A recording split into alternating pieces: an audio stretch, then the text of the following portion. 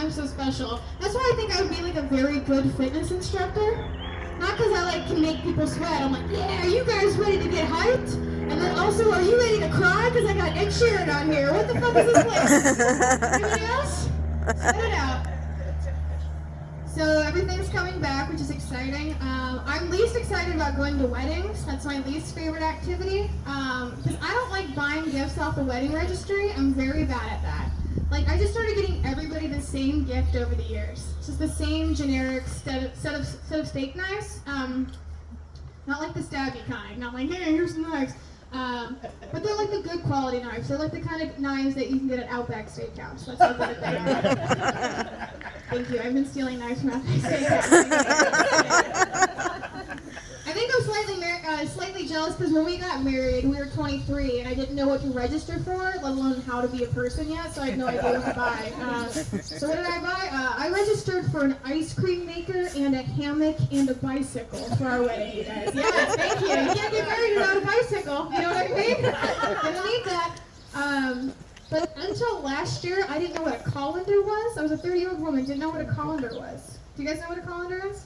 Mm-hmm. Yeah, it's a pasta strainer for the lame person. If anybody else is like me, pasta strainer. How did I strain my pasta? You may be wondering. Oh, well, let me tell you. You just take a boiling pot of hot water off a stove, right? Then you slowly walk it over to the sink to pour out 1 inch at a time while the steam comes back, hits in your face. You bare hand catch the pasta, throw it back on the counter, hope it doesn't fall out to the dog in the face. That's how you do it, all right? That's why I'm like, Shark Tank better think of a better way than this. Really use my ice cream maker. That's how bad it is. You guys might recognize me if you haven't met me before from my dad selling you weed in 1999 or 2000. Anybody know my dad? Yeah, you do. Thank you. Yes, you do specifically. And my sister, she was there, I think, for most of it.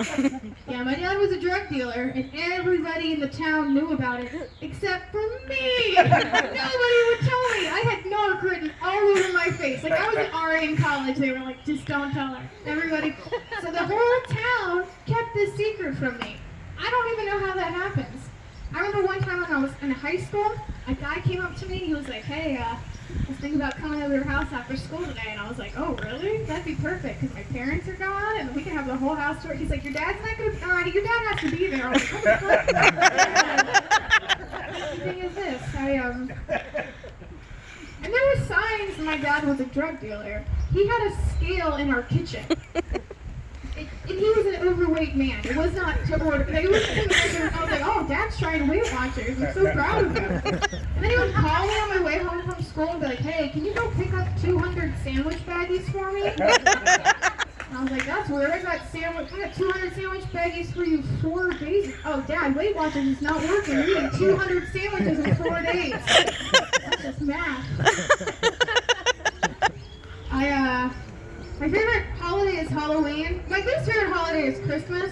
My sister calls me every single year to tell me what to buy her for Christmas. Like last year, she called me and she's like, hey, I want this blender. It's from Target. It's $40. Will you buy that for me? And I was like, okay. She's like, great. What can I get for you? And I was like, $40 gift card to Target. I don't want to play your game anymore. I'm doing this.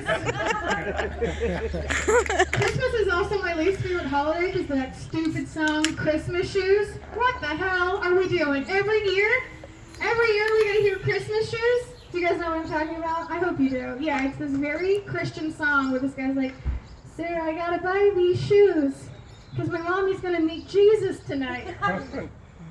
First of all, I'm pretty sure Jesus doesn't care what your high heel situation looks like when you get to heaven, right? He's not like at the pearly gates like, those aren't Yeezys or whatever. Those aren't my shoe, the Lord's shoe. He's carrying you half the way anyway, so you don't have to worry about it. On your feet. Second of all, your priorities are way like buy your mom something like a blanket or something, shoes, because you want her to make the misogyny is built in. He's like, she's gotta look pretty for Jesus. It's like she doesn't have to do anything. She's fine. Also, why are the Christian radio stations playing this song about this small gay child trying to buy his mom some decorative shoes? Right? It's this fancy way. He's like, I want to buy my mom shoes. I don't know. I just think that's a really good trick to get someone to buy you something. That one was new, thank you. Try that one out. I have a couple things just written down because I'm like, these people are tired of my bullshit. I tried to be Wiccan in middle school.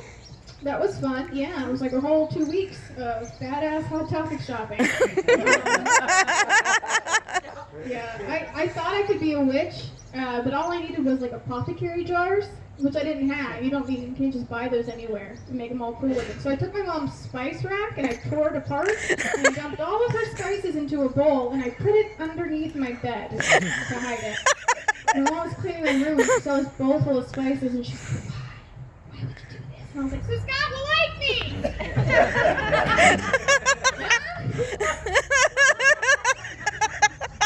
I'm into witch stuff now, just for historical reasons. I went to Salem a couple of years ago, Salem, Massachusetts. Has anybody been there? Yeah, you went, yeah. It's just Gettysburg for white women, that's what that is. The best costume party I ever went to, this guy from college, he couldn't buy a costume, so he just went and stole a bunch of shrubbery from the woods, and he went as a bush. Yeah, and he thought he was so clever. And he was walking around the costume party like, I'm a bush. And I walked behind him going, that's poison sumac. Nobody touch it, okay? And nobody believed me because I was dressed as a Girl Scout, okay? They all went with a giant bit. And I was like, I'm not trying to wear my merit badge.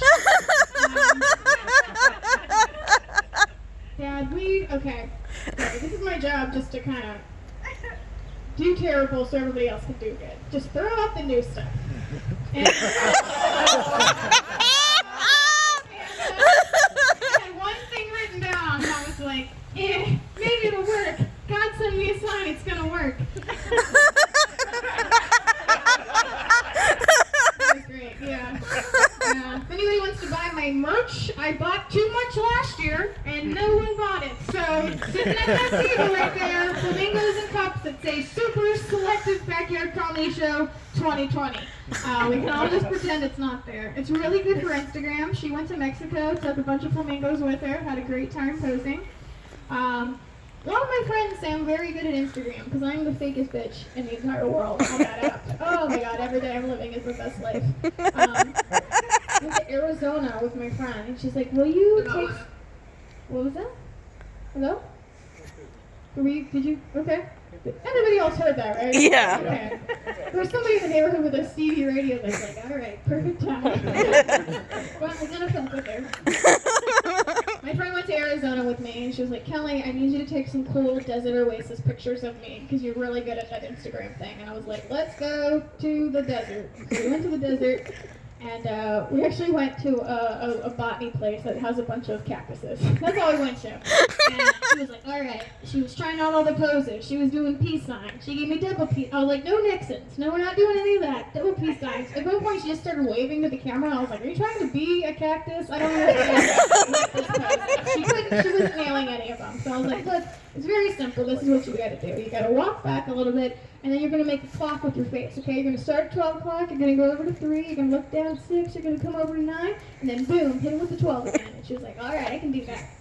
So she walks back into this middle of this cactus area, and I was like, just walk towards me. And I made the mistake of hyping a bitch up. Don't hype a bitch up until she's ready, okay? Because she comes at me full blown, on her horse, right, just cocking her head all over in circles and stuff. And I'm like, yes, beautiful, you got it, nailing it, excellent, got him. And then at this point, she gets way too confident and she decides she's gonna do a little spin move, right? And then she just kind of whips around and just punts a cactus. And this thing was here the entire time, and she just was walking towards it. And then she just decides to reel it back and just take off. And I'm not talking like a little cactus that someone gives you as a present and then you put in your house for a month and it dies. You know those little succulents? No. I'm talking like if Edward Scissorhands was a plant, this was it. Right? So she like reels back and she's like, oh, and I was like, oh, that's why they say don't walk in that. And so I just take her to the bathroom and she's like limping, and I'm like pulling these chopsticks out of her ankle, and she just looks at me and she has these tears in her eyes and she's like, I didn't get a good picture. And I was like, I fucking did. And I On your Instagram, everybody. All right, guys, thank you so much for listening to my rambling.